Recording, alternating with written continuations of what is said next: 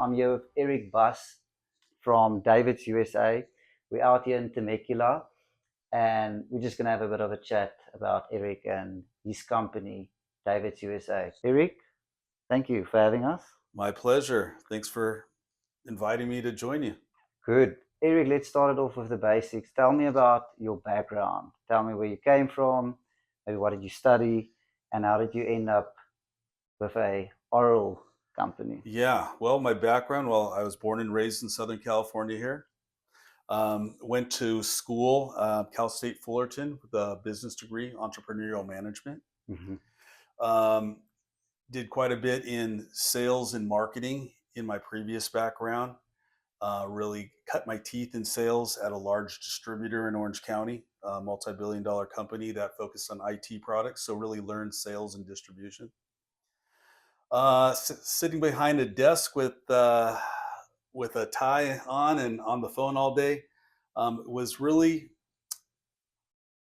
not fulfilling my desires and aspirations for doing something more entrepreneurial Mm-hmm. and something that really had my interest.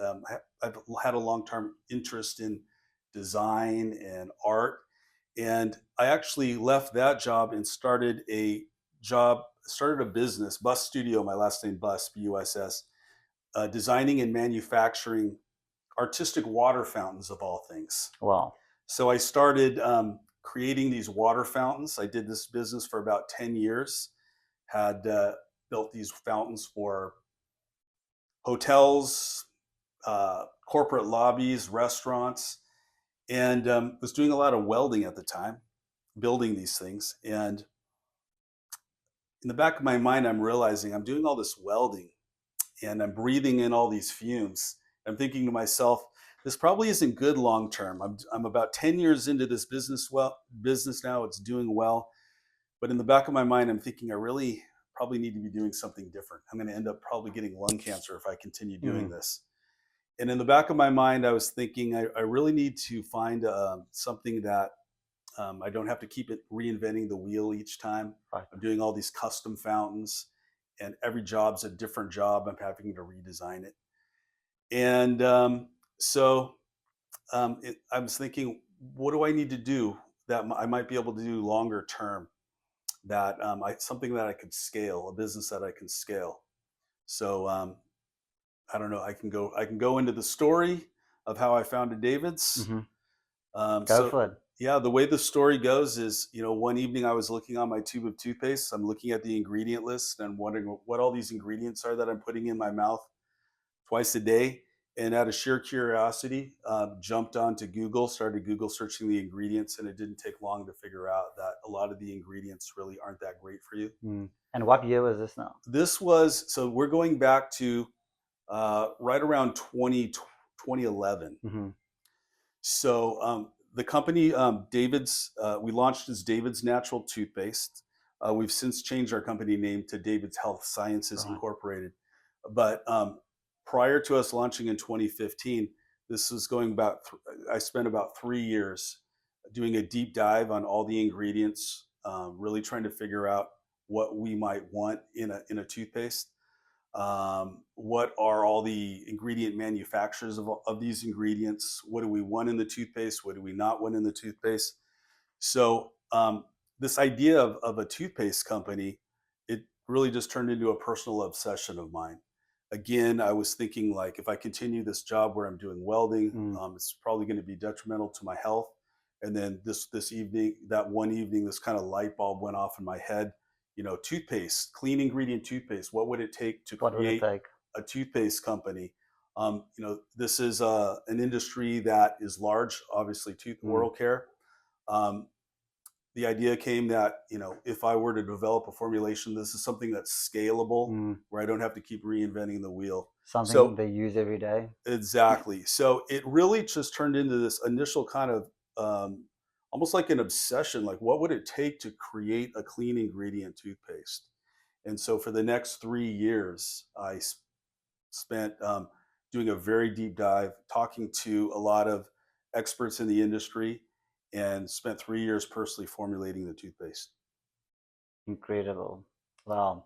So studied business, always entrepreneur, and then you were like, the welding thing is not gonna scale, and we're gonna do something that can scale, and then the toothpaste. Yeah, it was a crazy idea. This That was is crazy. something that was outside. I didn't have a background in dentistry Mm, or formulation, but I think the beautiful thing is there's so much information out there, right. and really just being able to take the time to do the detective work.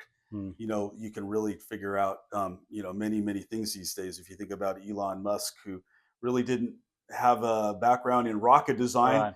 yet he's decided, I'm going to get into making rockets. Mm, So I think it's something that for everyone out there, if you have ideas, the ability to go out and follow through with your ideas, even if you don't necessarily have a background in it. right. If you have the desire and a vision and really just take the time, so many things can be figured out. That's true. And tell me, who did you speak to? So when you were finding people to advise you, testing this idea on, like, where did you go?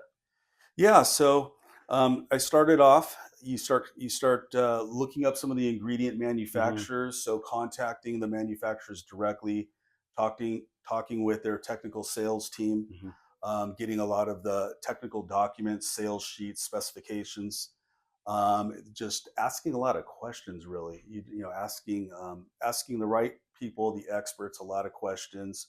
Some of the manufacturers that specialize in toothpaste ingredients will give you starter formulations. So being able to have multiple starter formulations, you can kind of evaluate multiple formulations to get an idea of some of the common ingredients in a working formulation, and then being able to do some of my own testing work and multiple formulations, sending it out for testing.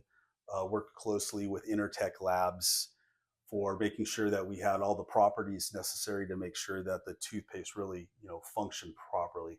Mm, Obviously, there's a lot of things going on in a toothpaste that you really need to be working well to support mm, your oral care. So taking care of making sure the testing supported our product. mm. And so that was a 4-year journey, and then finally you had some sort of proof of concept.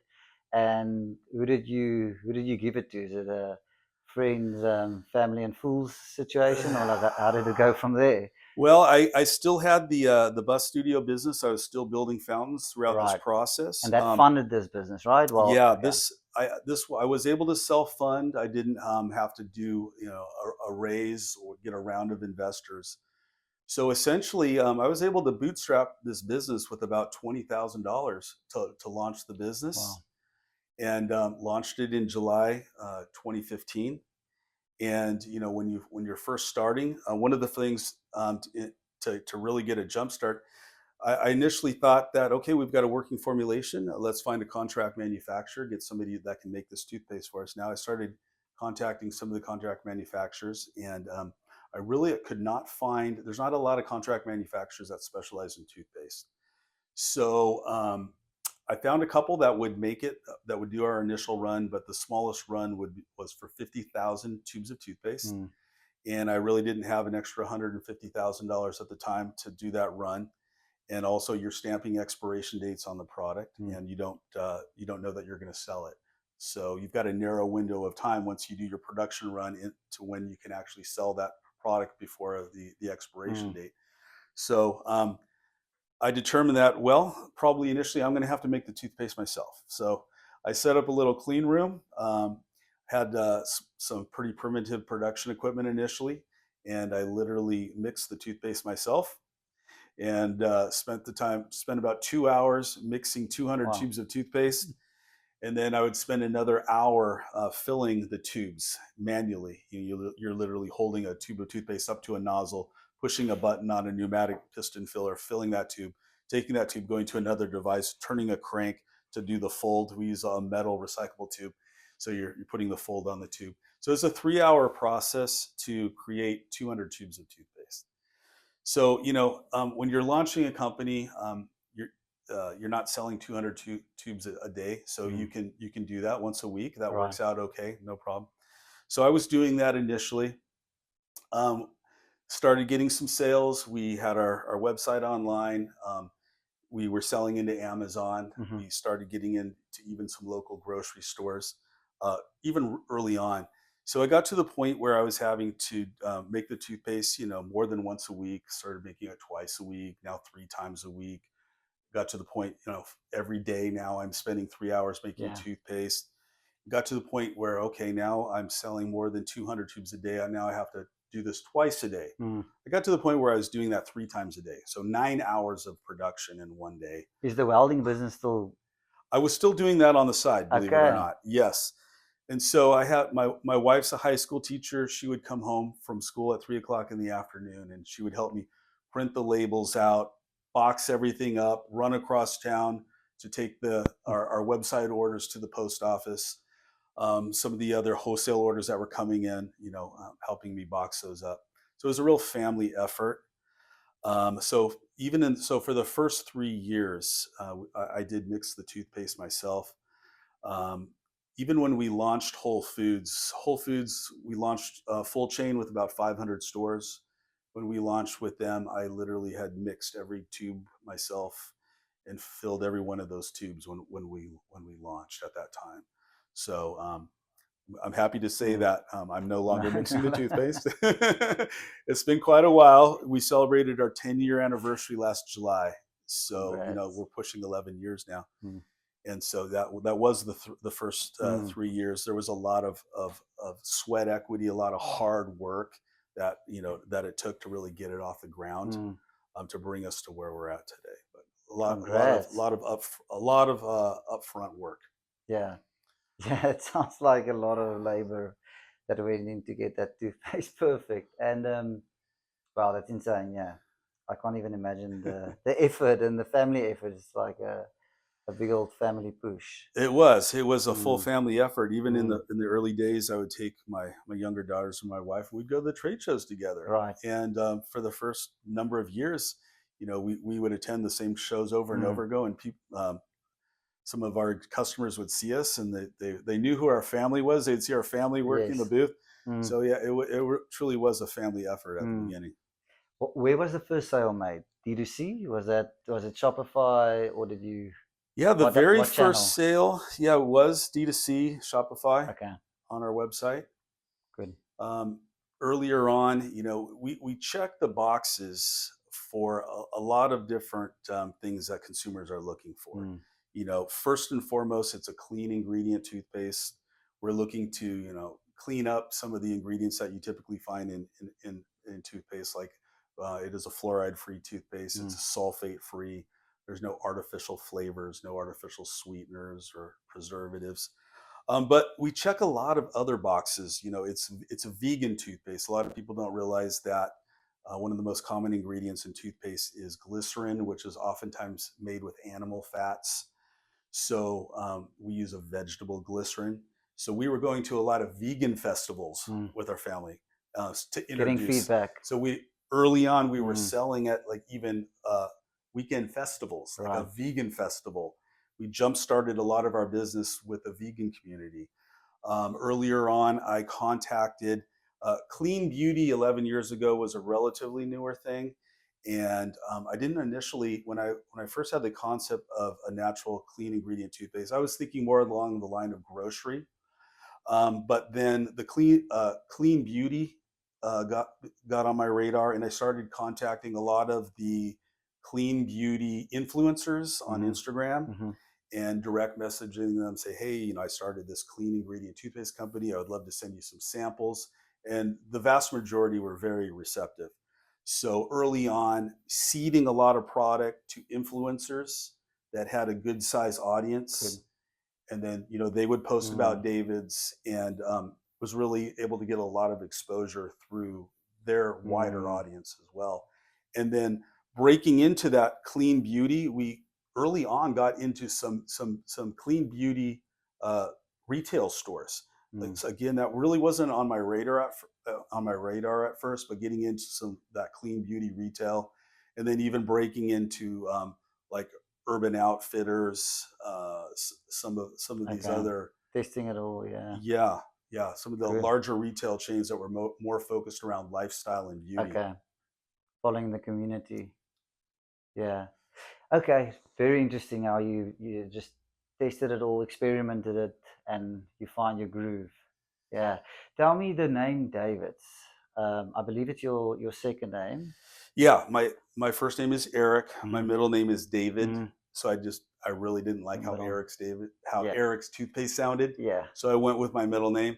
And then I like to say too, it's kind of like, David versus the Goliath of the toothpaste industry. So it Okay. kind of works that way too. Mm-hmm. But it's just my middle name. Yeah. Okay. Good. And about the industry, if you can paint the industry for all of us that doesn't understand the oral care landscape that well. Tell me, like in terms of market share, like where's the Oral Bs of the world? Like what do they own?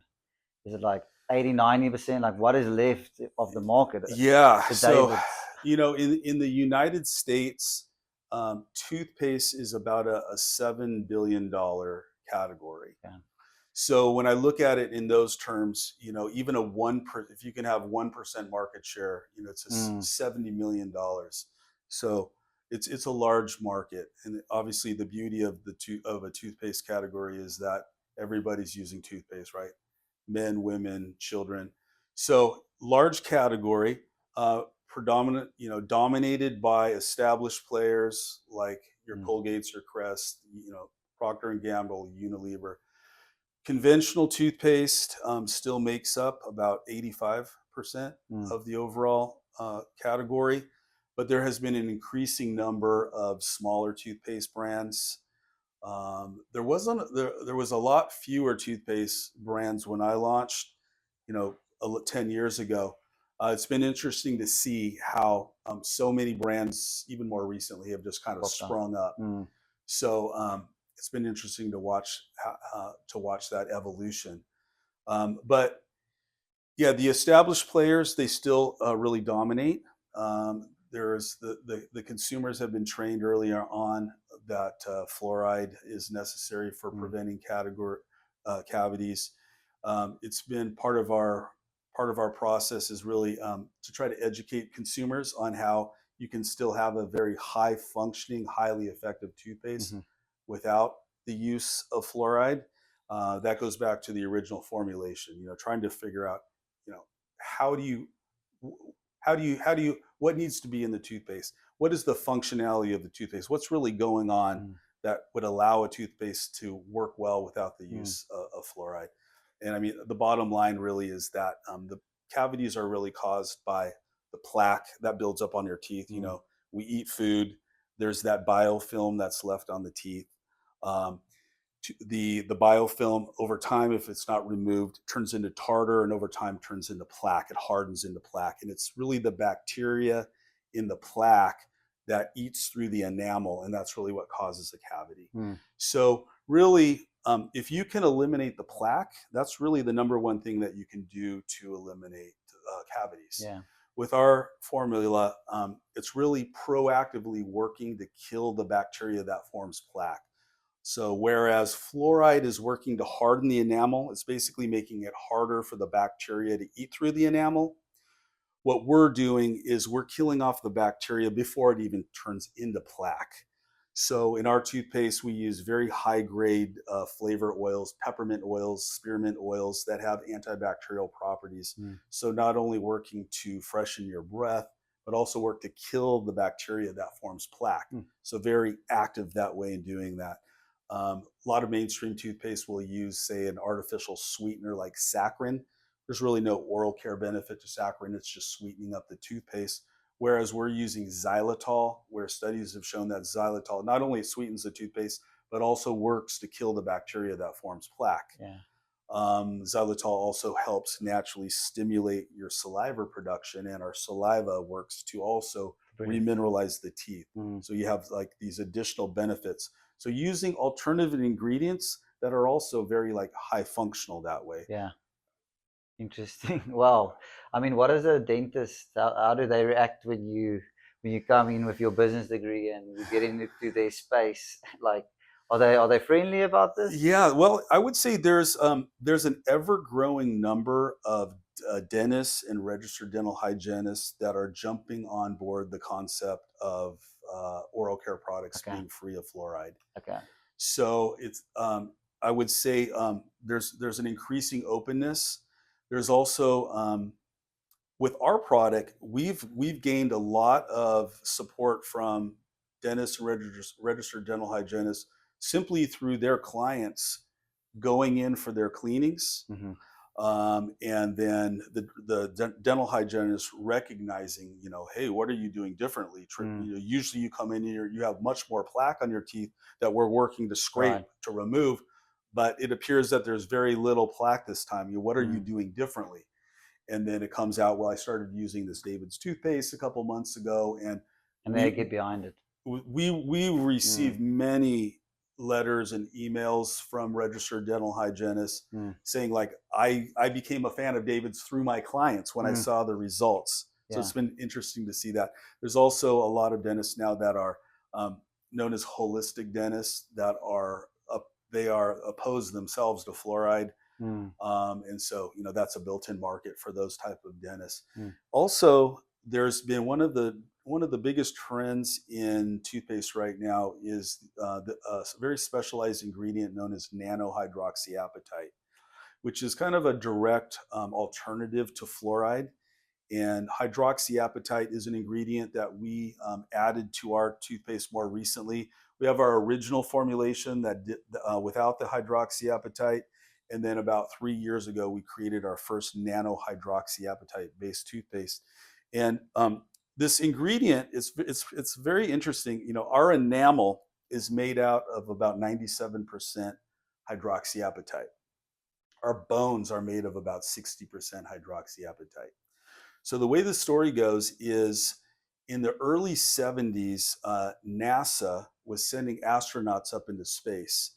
And in the zero gravity environment, they were finding that the astronauts, they were having bone loss and their teeth were demineralizing. And so NASA themselves, they thought, this is a big problem. We need to figure out how to solve this problem. And NASA was able to recreate hydroxyapatite in a lab that has the same chemical composition as our teeth and as our bones. And they were able to give it to the astronauts, and in fact, did work to remineralize their teeth Mm. and regrow their bone. In the late 70s, there was a company in Japan, a toothpaste company in Japan. They heard about this. They contacted NASA. They were able to get some test material from NASA to test in a toothpaste application. And it did prove out that it worked really well to remineralize the tooth. Mm. They were able to actually buy the patent rights from NASA to create the world's first nano-hydroxyapatite toothpaste. And this was around the late 70s. So hydroxyapatite is not a brand new thing. It's been around in Japan. It was kind of a niche product in Japan Mm. since the late 70s. So it has a long track record of efficacy and safety. And it's only been more recently that this has been introduced through brands like David's Toothpaste into the US market. And it's getting a lot of exposure. There's been a number of magazine editors that have heard about this, that have written about this, influencers that are talking about this. There was an article last year in CNN that made the front cover of CNN. And I think that it was featuring all the benefits of hydroxyapatite in oral care products, and David's Toothpaste was featured in that article. And I think that first weekend the article came out, it got about 45 million views. So a lot of people that are being exposed to this new ingredient and the benefits of it. Crazy. It seems like you're doing a lot of R&D. Well, you did a lot of R&D, and then a lot of mixing and ingredient, upskilling yourself in that category. But how's your role changed since, the early days to now? I mean, you guys were just on a strategy Yeah. break when I walked in here, but yeah, tell me about your journey as a founder. Yeah. Doing everything at the beginning. So I Mm. was doing the photography at the beginning. I built our website. I did all of the graphic design work for our packaging at the beginning. So over time, this has been the journey of growing the team.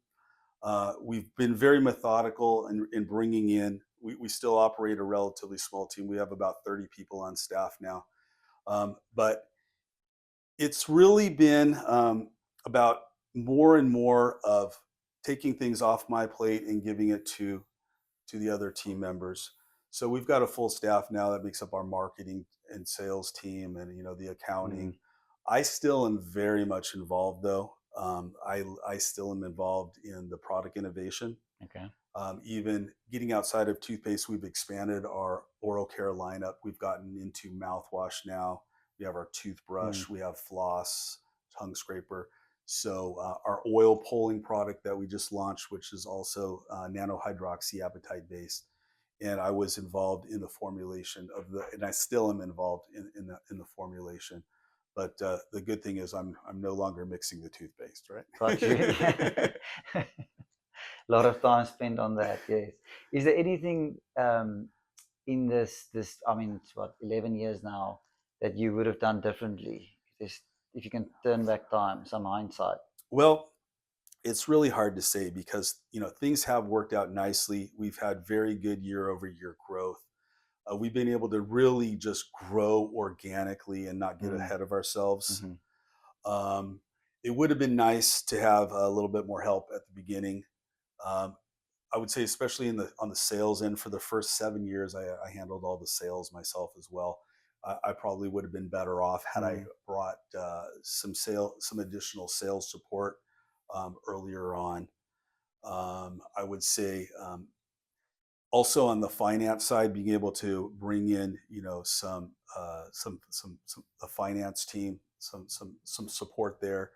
We had a CPA that was helpful in some regards, but you know running a business, you better make sure, unless you have millions of dollars that investors have given you, being able to maintain Mm. the cash flow.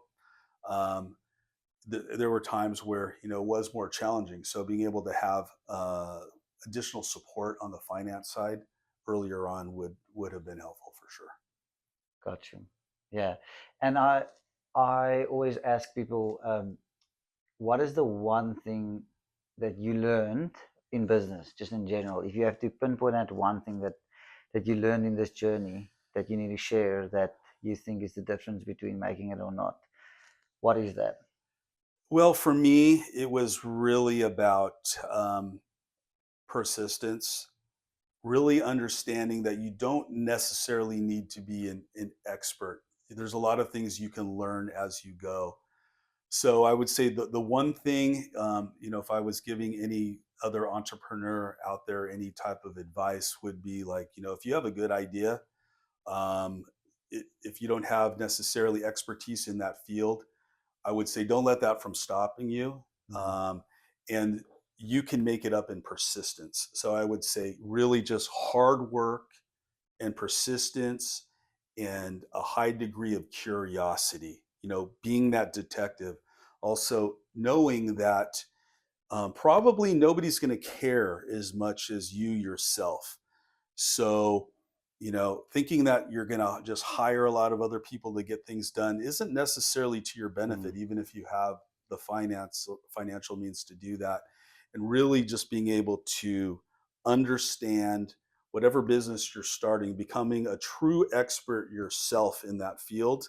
And you might have to start from square one, but really, really building your knowledge base Mm. in that field, and becoming a true expert, and realizing that probably you are the one who cares the most about your business, and really Yeah, looking after those details got yourself. you. Yeah, good answer. And then I want to throw in one more question, seeing that it was strategy. Is there anything worth sharing about your plans for 2026? Anything? Well, we're coming off a year of high growth. Coming out of 2025, we had about 73% year over year growth. The year before that, we also were around the same, about close to 70% Mm. year over year growth. So we've been growing nicely each year. Um, Going into 2026, a lot of our plans are based around some international expansion. We've been doing a lot of regulatory work in 2025 to bring us to the point where we are ready now to start selling into some of the additional Mm. international markets. So there's been a lot of planning around that. Also, additional planning around some innovations, some new Mm. products that we have that we're going to be rolling out. Can't really give you the details That's of these okay. brand new products, Yeah. but yeah, we're very focused on keeping things, fresh and exciting, Good. and rolling out some new products as Great. well. Yeah. I need to tell you this. So I met my sister last year in June in Italy for a quick break, and surprise, surprise, she rocked up with a David's In Italy. in Italy. She Okay. she lives in Amsterdam. Sorry, I should Okay. probably add that. She lives in Amsterdam. We obviously live here. I came with my David. She came with hers. And yeah, she found you in Amsterdam. So So she was already a user. she's already a user. Okay. So the international expansion has begun. So I think you guys have Yeah, we are. We are getting our feet wet already yeah. internationally. We've had a Japan distributor almost since the beginning. We've Mm-hmm. had a Japan distributor for pushing 9 years now. Last year, we entered the Middle East. We have a large Middle Eastern retail chain. They're the largest retail pharmacy chain in the Middle East that we launched last year. Congrats. So we are Australia. We're at one of the largest grocery distributors that sells into the entire different grocery chains in Australia. So we've already been building that business for the last year or so, but really cracking into the EU further, UK, EU. That's really what we have our sights on this year and going into next. Good. Congrats, Eric. This is amazing. It's great being part of your journey. From myself and the Fiskal team, we are excited to continue to support you in 2026 and really excited to see where this goes. And yeah, congratulations again. Yeah, thank you. Really well done. Yeah, thank you for that. We're Good. looking forward to working with Fiskal.